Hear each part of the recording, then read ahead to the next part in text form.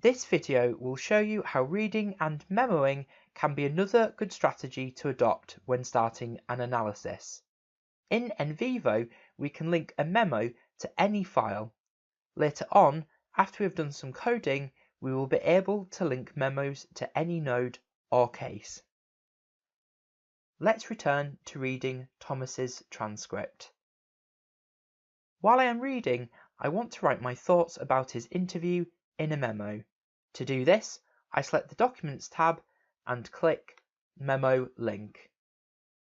And then click Link to New Memo. I'm going to name this memo Summary of Interview with Thomas. Then click OK.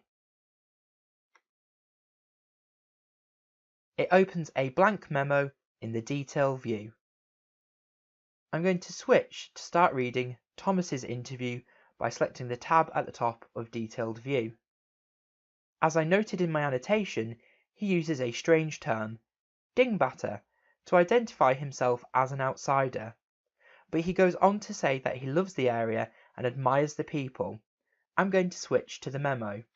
I can write in this memo Thomas's use of the term and his identity as an outsider.